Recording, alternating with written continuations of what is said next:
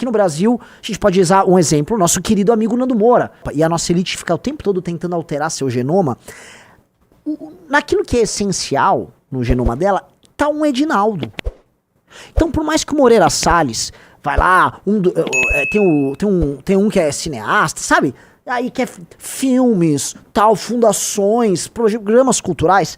No que interessa, a alma dos Moreira Salles é o Edinaldo. No que interessa no STF, com eles citando palavras em latim e citando teorias, e aí o Barroso vem falar, né, do neoconstitucionalismo, no coração dele bate um Edinaldo. No coração de tudo isso que roda na nossa elite, bate um Edinaldo. Então quando o Edinaldo tá lá olhando o poder que ele tem na CBF, o que o Edinaldo vê na prática, ele olha pro lado, o que ele vê, tá? Ele vê esse Brasil como uma oportunidade, igual certos colonizadores viram, tá? Fique rico morra tentando, vou fazer o meu aqui e faz aliados estranhos pelo caminho, que não tem nenhum tipo de convergência, tirando a vontade de ocupar esses espaços e mamar nesses espaços como se não houvesse amanhã. E é por isso, porque certa intuição da classe média, porque a classe média é um fenômeno da modernidade, e a classe média aqui no Brasil responde a essa elite dizendo que políticos não prestam e que essa elite não presta, e é uma intuição correta, por isso que a classe média vem com uma resposta que é assim, político não presta e a política corrompe. Que é uma coisa meio udenista, que é uma coisa muito comum, é uma visão de mundo. Vamos dizer, aqui no Brasil, a gente pode usar um exemplo, o nosso querido amigo Nando Moura, né, que ele adota uma posição muito conveniente do nada presta. Não é que a política corrompe, não é que a política... Se você não entender quem você é e o que você tá fazendo, você nunca vai poder enfrentar os seus inimigos. E a política, como ela permite que você ascenda a esse papel de patrimonialista, a política ela apresenta tentações, mas as tentações são palpáveis, elas têm nome, CPF, elas têm posições, elas têm CNPJ, entendeu? A política te permite lidar com os donos do poder. E os donos do poder, eles, como eles funcionam como uma lógica meio medieval, eles vão te encaixando em hierarquias regionais. Então, a política vira e fala, se encaixe nesta posição aqui na hierarquia e você vai se suprir, você vai se alimentar aqui e talvez você vire um nobre aqui no jogo. Depende da sua capacidade de ascender. Que é isso que a mentalidade de centrão faz.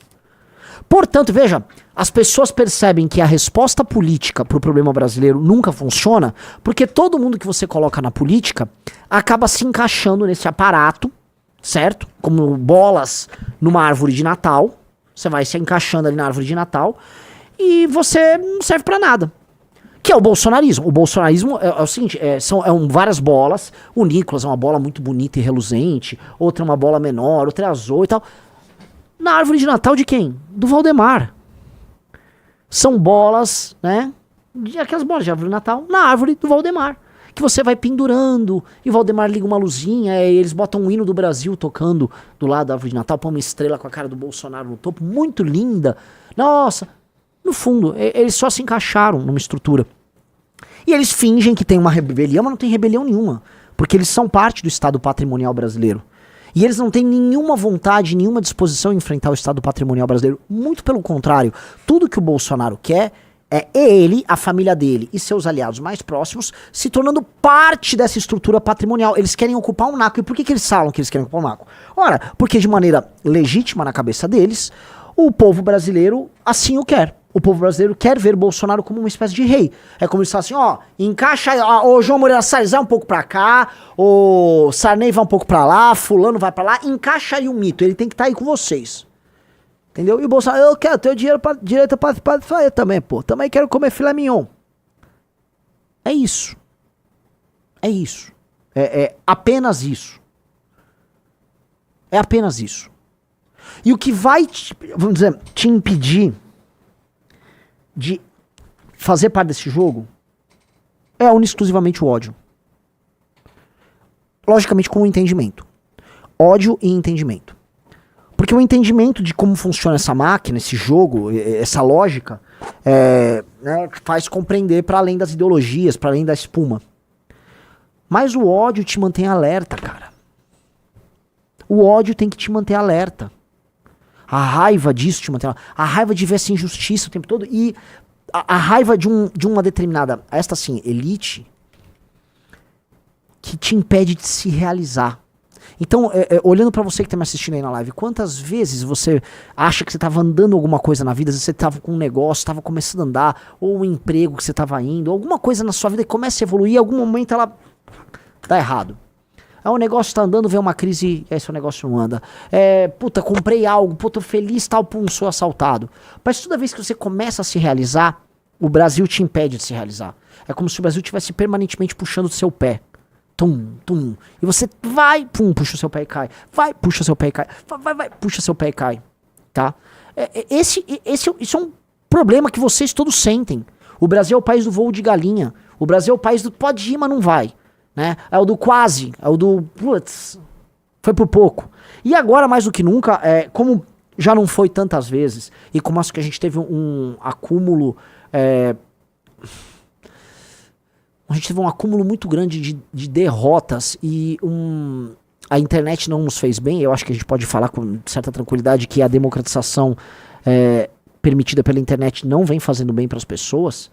A situação vem piorando em alta velocidade. E como ela vem piorando em alta velocidade, você está percebendo que está ficando muito difícil dar certo aqui. E isso tem que te dar ódio.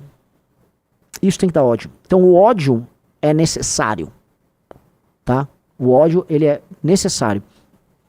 E aí vamos para a pergunta. O Brasil precisa de um golpe? O Brasil precisa do uso da força para destituir essas elites?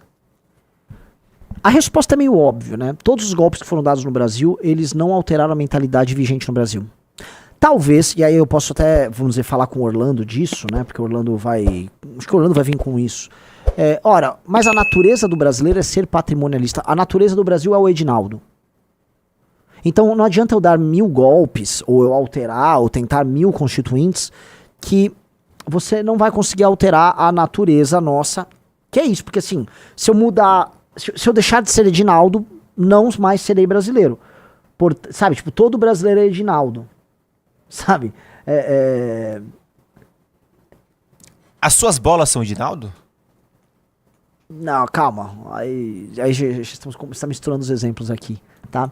Todo brasileiro é Edinaldo, precisamos ter sucesso sendo brasileiros, então precisamos ter sucesso sendo Edinaldos, a gente ficaria preso nisso aqui, tá? Para ter sucesso, eu preciso ser brasileiro na nossa lógica. Para o Brasil ter sucesso, o brasileiro precisa ter sucesso, então para o Brasil ter sucesso, o Edinaldo precisa ter sucesso. Ou seja, não dá para fugir do Edinaldo, se o Edinaldo for a nossa natureza, que é uma natureza meio que pré-moderna. Né? O Riso eu tô fazendo a live aqui, não sei se o Riso pode mostrar, mas fica um olho de Edinaldo me olhando. Bota aí, que eu fico falando e o Riso botou, mano, um olhar assim de Edinaldo aqui, ó. Bota aí, ó. Fica isso, eu fico olhando, porque eu tenho um retorno aqui na minha frente. E nesse retorno fica um Edinaldo me olhando. Tipo, um grande Edinaldo, sabe, o grande irmão Edinaldo falando, Renan, a sua alma também é Edinaldo. Não negue a sua essência, Renan. Você é um Edinaldo também. Olha lá, o grande Edinaldo me olhando aí. Como é que eu lido? E ainda eu tô pequeno no retorno quando comparado com o Edinaldo. Tá? Então... Ora, se a nossa natureza é um Edinaldo, a nossa natureza é gigantescamente Edinalda, puta que pariu, galera. Olha lá, olha como fica o grande irmão Edinaldo me olhando ali, ó. Talvez o que a gente precisa fazer é tirar o brasileiro da equação, mas tirar o brasileiro da equação aí não tem sentido, porque toda cultura... Tá? Ela precisa dar certo sendo ela própria. Você vai procurar o que há de melhor na sua cultura e você quer fazer dela algo que se apresente para o mundo e diga, ei, eu tenho algo interessante a apresentar. Certo? É o que a Argentina vem tentando fazer, tá? O resgate que o Milei vem fazendo do passado da Argentina, o passado pré-século XX praticamente, falando, a Argentina já foi o melhor lugar do mundo para se ver, o lugar mais próspero, e a gente estragou tudo e agora quer voltar. Ele tá construindo uma autoestima argentina, né? Que pode ser que aconteça, pode ser que dê certo. A gente não sempre tinha uma autoestima muito alta. Eles só estavam dando errado enquanto se achavam os melhores, né? Eles se achavam a última bolacha do pacote num pacote de bolacha vagabunda. Mas assim, eles estão... Né? Parece que a gente não consegue fazer isso. E parece que toda vez que a gente tenta apelar para algo genuinamente brasileiro, a gente dá errado. Mas eu não acho que nós somos apenas um Edinaldo. E esse é o ponto. A alma brasileira é muito mais do que um Edinaldo. O Edinaldo é a expressão dessa alma no seu aspecto mais baixo, que é esse aspecto cordial, patrimonial, esse aspecto como é que eu posso colocar? É um aspecto rasteiro que quer o poder como vaidade, o poder como estética, tá? E não busca o exercício virtuoso do poder. E o exercício virtuoso do poder, que é a prática da boa política, é a mais nobre de todas as artes. E já houve brasileiros que praticaram isso. E o ponto é, já houve lideranças brasileiras desta natureza, dessa magnitude, em várias áreas da vida humana no Brasil. Então, nós também somos Edinaldo, mas não somos apenas Edinaldo. O que todos nós, né, uma coisa que talvez esteja na alma, no gênero do brasileiro, que seja, isso é, nós não nos adaptamos tão bem à modernidade, a modernidade nos faz mal. A cultura de massas da modernidade nos faz mal, e nós não conseguimos entender, sabe, a burocracia impessoal weberiana, né? Por isso que o nosso funcionalismo público é uma bosta. A gente não conseguiu entender o capitalismo de certa maneira impessoal, a gente não consegue respeitar a individualidade, porque a gente é profundamente confuso, né? Então as nossas individualidades, não é que a gente é coletivista, a gente é o indivíduo que não respeita outro indivíduo, então a gente é uma massa de indivíduos que não se respeitam mutuamente, a gente é individualista. Então tem uma série de problemas ali que fazem parte da nossa natureza, mas a nossa natureza não se restringe apenas a isso. Então a gente tem que encontrar os elementos positivos, odiar os elementos negativos, tá? E com base nisso construir um caminho. Veja, o mundo, né, os consensos liberais do mundo estão caindo. A gente já vem falando, a gente tem valetes sobre isso, a gente tem material sobre isso. Os consensos liberais do tal do Ocidente estão caindo. E o Brasil é um país com uma cabeça meio pré-moderna, e meio que ele está vivendo a modernidade e já a modernidade está passando. Tá vindo outra coisa ali. Estão falando em cesarismo, tem um monte de coisa. Pode ser que não dê nada, seja apenas uma fase esquisita do mundo, mas pode ser que, né, toda essa onda passe e venha coisas absolutamente novas. Tá? E nós vamos continuar existindo como nação, talvez, tá? Talvez. E nós vamos continuar, talvez, existindo como cultura. Então nós precisamos, né, é a nossa responsabilidade, formar lideranças que combatem e odeiam nossos principais aspectos e que a gente faça um diagnóstico desses aspectos e que a gente o supere. E como essa superação necessariamente é cultural, fica essa pergunta: você vai precisar dar um golpe para isso ou não? Ora, qualquer um que exerça o poder de maneira violenta para derrubar uma estrutura, se não souber o que coloca no lugar, o golpe vai ser inútil, como praticamente, como todos os golpes, não só no Brasil, mas na América Latina foram. São golpes inúteis que substituem um Edinaldo pelo outro, um Barbalho pelo outro, um Moreira Salles por outro. Você só está trocando a estrutura patrimonial ali. A gente precisa de algo mais profundo. A gente precisa de algo diferente. Entendeu? Então, eu me vejo, às vezes, gente, isso aqui é até um desabafo agora, me repetindo nas coisas que eu falo. Então, às vezes, você vai ver que nas lives eu tô tratando das mesmas coisas. Então, quando eu vejo que eu tô falando do Barbário e da cópia, aí quando eu vejo que eu tô falando do Edinaldo, aí quando eu vejo que eu tô falando qualquer coisa, do Valdemar, eu tô falando do mesmo assunto. Eu tô falando do mesmo assunto. Só muda a cara, só muda o endereço, só muda o nome, só muda o interesse específico, mas são todos o mesmo assunto. Se eu for falar do Musk, não é o mesmo assunto. Não sei se você entende. A dinâmica do Musk é outra. Por mais que você vai até encontrar algumas coisas em comum. Tá? O ponto é, o Edinaldo é mais parecido com o Musk ou com... Desculpa, o Moreira Salles, coloque aqui no chat. O Moreira Salles é bilionário, o Musk é bilionário. O Moreira Salles é mais parecido com o Edinaldo ou com o Musk? Me parece que o Moreira Salles é muito mais parecido com o Edinaldo do que com o Musk. Por mais que ambos sejam milionários, tenham grandes empresas. Por mais que eventualmente nióbio, distraído numa mina do Moreira Salles, tenha em algum momento ter sido usado pela SpaceX. Eu não sei se a SpaceX, eles são muito econômicos nas ligas que eles usam, né? Mas pode ser que sim, que tenha sido usado. E ainda assim, por mais que o Musk e o Moreira Salles frequentem talvez alguns lugares em Nova York, o Moreira Salles parece muito mais o Edinaldo na alma dele. O Moreira Salles é muito mais próximo de Edinaldo que o Musk. E é isso que eu acho que é interessante pra gente entender, tá? Porque a dinâmica americana é uma dinâmica muito diferente da nossa. Ela é profundamente diferente da nossa. E a gente fica procurando ter resultados em termos de sociedade, em termos de capitalismo, parecido com a dos Estados Unidos, sendo que a nossa mentalidade é a do Edinaldo. E, gente, o Edinaldo... Se você tem a mentalidade do Edinaldo, você vai viver num eterno Piauí. Se você tem a mentalidade de um Edinaldo, você vai viver num eterno Piauí. Você não vai viver no Texas, você não vai viver na Califórnia, você vai viver no Piauí.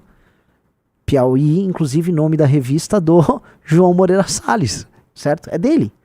A revista Piauí é desses caras, né? Então você vai ver no Piauí, seja na revista progressista, usada como instrumento de combate político e de formação de ideias da família Moreira Salles, quanto o estado do Piauí, um local em que uma pequena elite patrimonialista sórdida vive e se abastece do Estado Nacional, tá? Porque o Piauí ele vive do Pacto Federativo Brasileiro e